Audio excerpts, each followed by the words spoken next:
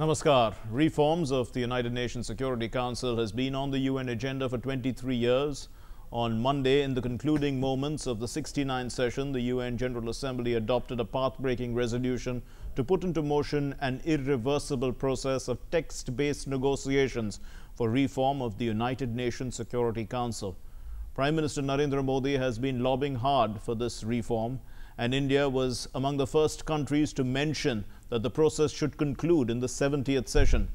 That session begins this month.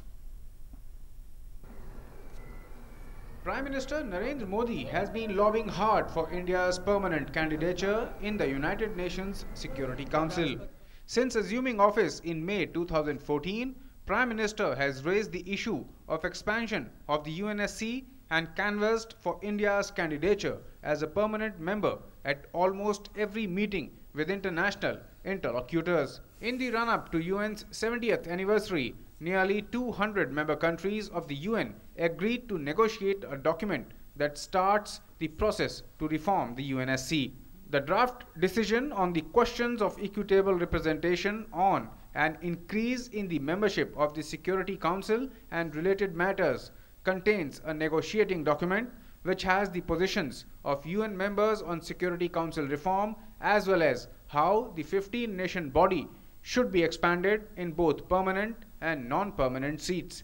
The UNSC has 15 member nations, of which 5, including the US, Russia and China, are permanent members. The latest development means that India could begin text-based negotiations with the UN, and the path for permanent membership has become a little easier. Well, I think it's a very significant and historic moment in the whole process of UN Security Council reform, because after 23 years of the subject being on the agenda of the United Nations and 7 years of the intergovernmental negotiation process, we finally have a text on the table.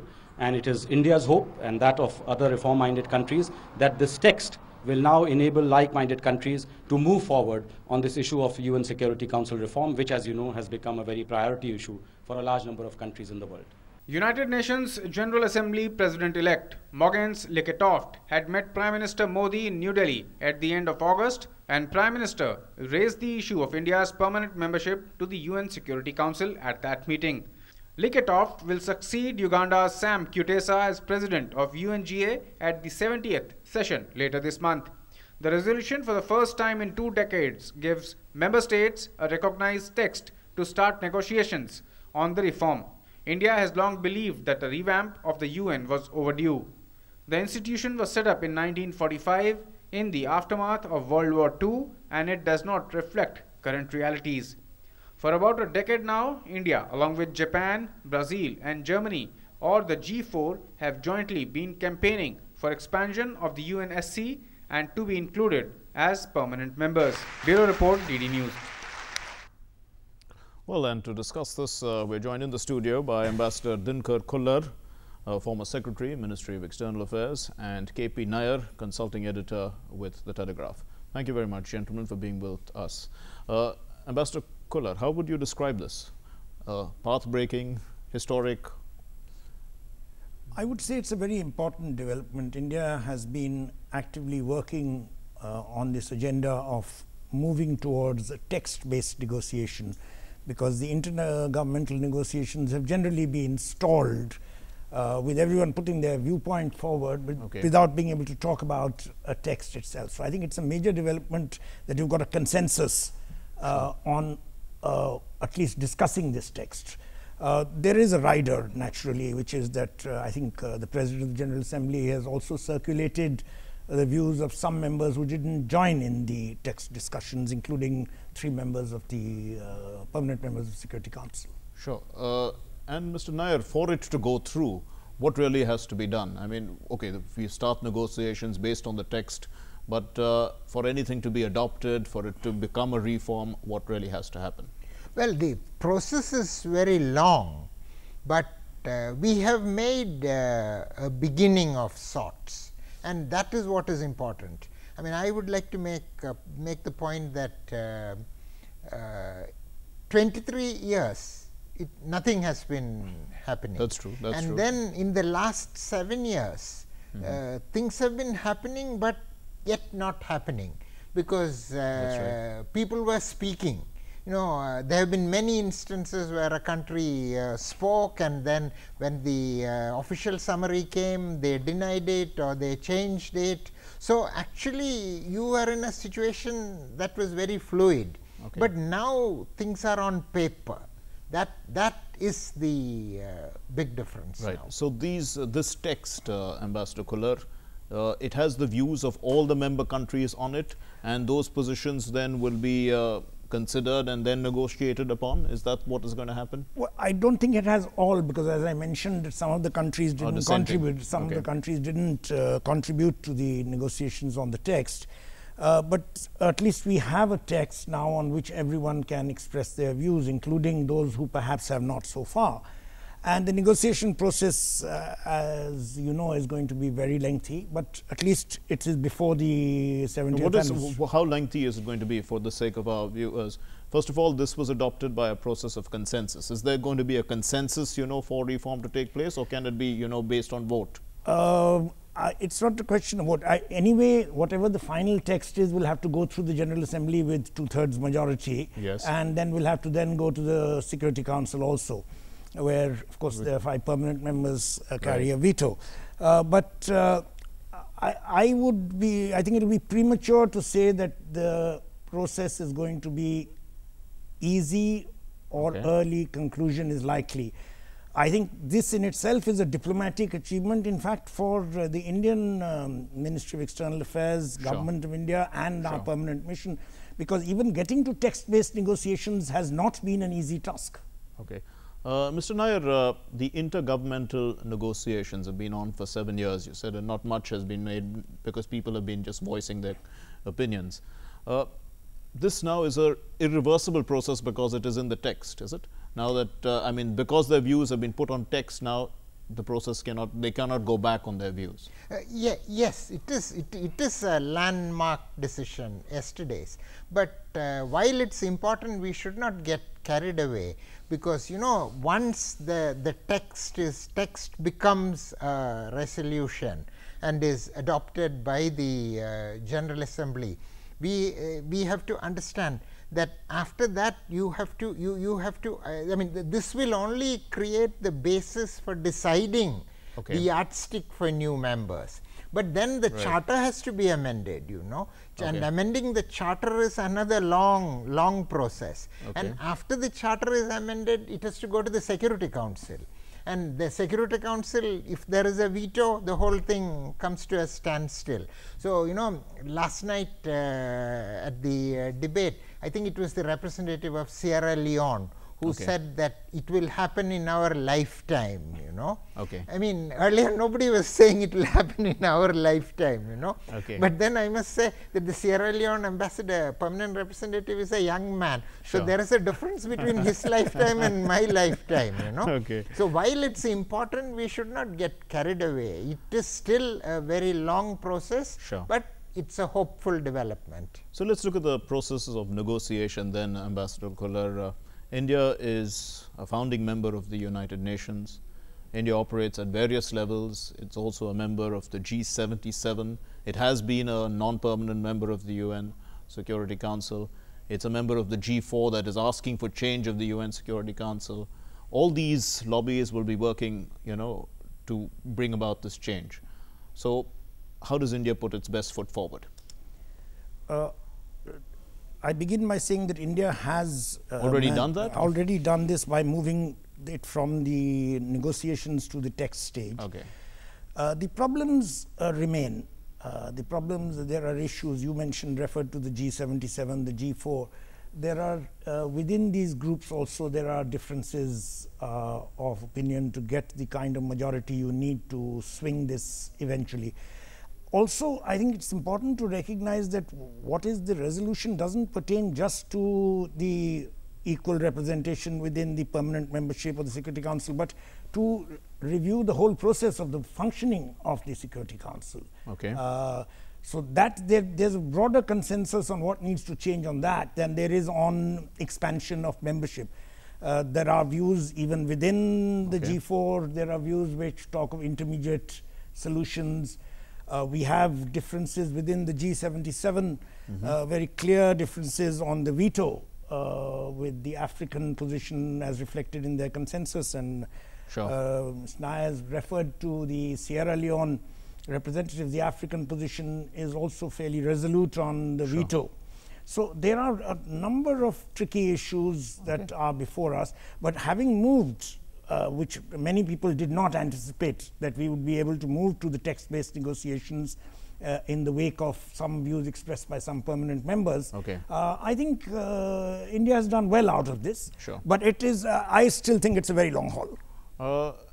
Mr. Nayar, India's permanent representative did say that we are looking for concrete outcomes, and he did describe it as historic and path-breaking. Now, Ambassador Kuller is saying that, first one must talk about the new role of the UN Security Council before we talk about, additional members. So, traditionally, what the role of the Security Council was what? To maintain international peace and security, to develop friendly relations among nations, to cooperate in solving international problems, to promote respect for human rights, and to be the center for harmonizing actions of nations. What more can it do? Well, actually, we must also understand that this text, the document that we are talking about, it's permanent membership is only one aspect of it. It talks about equitable representation, which involves and it deals with other aspects of the working of the Security Council. The Security Council has not been very effective. I mean, when it has been effective by default. So, for example, on Libya, Russians were blindsided into agreeing to the word any other means is what the Americans and others used in order to launch the attack on Libya.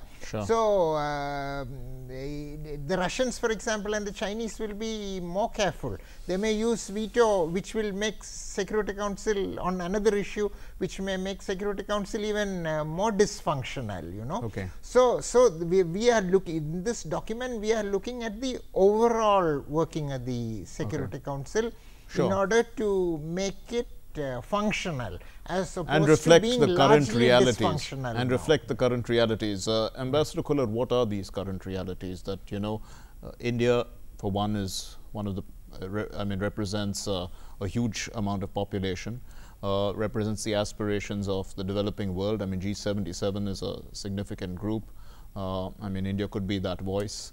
How would you look at the changed realities? Well, the changed realities have been evident for several years, if not decades, that this is the present composition of the Security Council is outmoded. It's based on the realities of 1945, post-World War II. The world has changed. Just look at the reality of Europe. Two of the members are from Europe, but the powerhouse of Europe, which is Germany, is not represented on the Security Council. The economic powers, for instance, Japan has never found representation within Asia.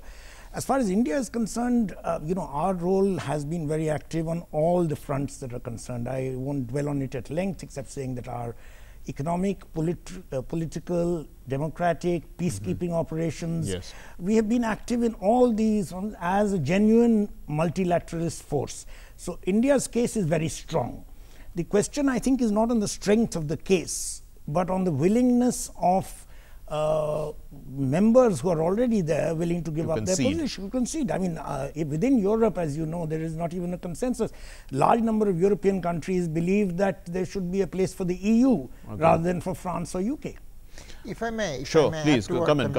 Kuller said, we must realize that there is virtually no opposition to India becoming a permanent member. Pakistan may not like it, but it doesn't matter. At the end of the day, Pakistan doesn't matter in the General Assembly. So, as reflected in our last election to the Security Council with a record majority, there is no opposition to India becoming a member, but India alone cannot become a member of the expanded Security Council. I cannot see a situation where China will agree to Japan becoming a member of the Security Council. Similarly, after Germans put their foot down on the Iraq war, Americans have become very wary about Germany, Germany. So I'm not sure if everybody wants Germany there, you know. So Brazil and India, there is no problem. The problem is really with Japan and Germany. Okay. So Sure. that also puts the spanner in the works. And Mr. Kuller, how does one get these major powers to concede? I mean, if the popular opinion of the world is in a particular way, is that going to make a difference? I think India has worked quite successfully on this front, as Mr. Nair just referred to. We've seen the Prime Minister has met all of them. And all all those of them, leaders, and we saw those shots also, you know, strong and body I think language. we have strong support. But let me just caution you, you know, many times in bilateral joint statements and agreements, it is easy enough to say that we support your membership or X's membership of the permanent membership of the Security Council, knowing that no progress is being made towards changing the Security Council. You know, some countries can be cynical in this view, but of the permanent members, I think we have the support of all of them bilaterally. I think I'd be a little cautious about or uncertain about what the Chinese position would be, but their concern, as rightly pointed out, would be on Japan. But even on Brazil, I mean, I think we are better off than most of the others. On Brazil, Argentina and Mexico have major reservations, and they count in the US. Okay. So there is no, I think there's, apart from India, I think there would be no other country which has general acceptance, Sure. but the principle itself has not been accepted. This is the issue. Mr. Nair, for the United Nations itself to become more relevant and more, you know, a stronger body, this reform has to take place. Otherwise, it's reflecting a reality that doesn't exist, and it's becoming ineffective, as has been our stand. The UN Security Council is ineffective in controlling, you know, the issues of the world. Well, I would take a slightly different view even on that, having covered the United Nations out of New York for yes, for many close years. to 20 years I've been Sure. covering the General Assembly. You know, we tend to concentrate on what the UN does on peace and security, conflicts, but UN is doing a fantastic job on other areas. You know, UNESCO, for example, you know, it's doing a wonderful job. You know, when H1N1 broke, the World Health Organization was the one which pulled everything together, you know, Sure. on AIDS, for example, you know. I mean, it's not fashionable to say so, but on uplifting indigenous people all over the world, you know, what Okay. we call tribals and all that.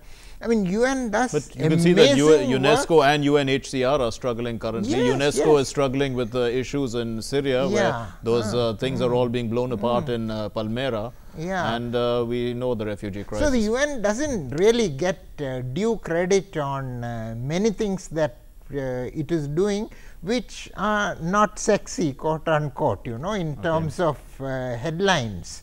So yes, on peace and security, on conflicts and all that, yes, without reforming the Security Council, the UN really cannot become effective. So that is important, isn't it, Ambassador Kuller? Because I mean, what is ultimately the aim of nation states is to have a peaceful world, isn't it? I mean, and you have a world body that is supposedly trying to negotiate and bring about this through. I mean, the days of war should be over. We are in the days of talking peace, or even, you know, getting our discussions, discussing our problems and finding solutions. And our Prime Minister said, I mean, what is the point of having all these groups and groups and groups? There's one group here, which is the United Nations. That's it. GN is enough. While I agree entirely that there are many issues addressed by the UN, the peace and security issue is primary. It's an area in which we've been operational right from 1945.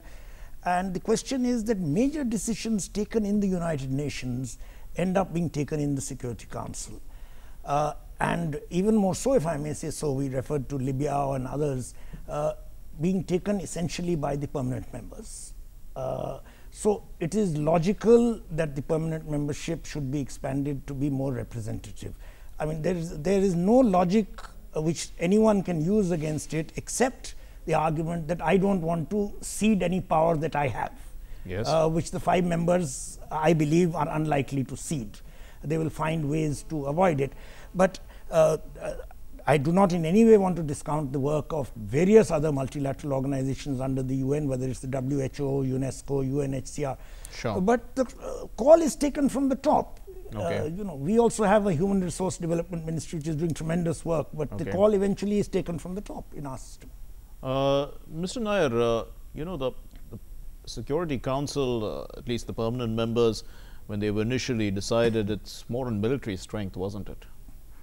Sorry? Military strength, not really any other strength. Yes, yes, yes. So at the end of the day, I mean, if you have powers that have strong militaries, then they have to be within the Security Council. Is that one of the criteria talking in a real world? I think to some extent that has changed, perhaps not enough. Economic power has also become a lot more important, because when the Second World War ended, there were not so many economic poles, so to speak, as there are today. And the increase in emerging nations, for example, which are potential big economic powers, I think particularly will change the structure and yardstick in that regard for Security Council work. Ambassador Kular, the balance of power in the world, I mean, it's a multipolar world now, we talk about it. We say that there's just one superpower, but even then now, you know, we see that there's so many emerging poles coming up. In such a world, what should the United Nations be? Not only, let's not talk about the UN Security Council, what should the United Nations be as a body? Because there are so many other groupings, you know, and those meetings are taking place anyway, and they will continue to take place. There's going to be regional cooperation.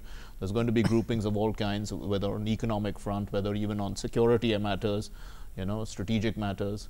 And so the United Nations, what does it do? It looks as an overarching umbrella on all this. You're absolutely correct. The problem is twofold. One is, of course, the representation, because of the changed world, changed multipolarity situation from 1945.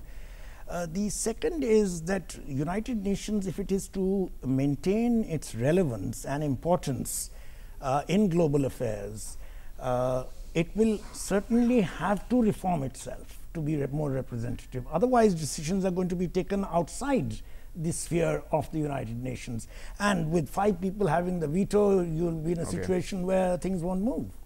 Mr. Nair, so in the end, if the reform takes place, countries that are going to play a bigger role will have to contribute much more as well, isn't it, to the United Nations, both in terms of finances as well as in people and in all other forms of resources.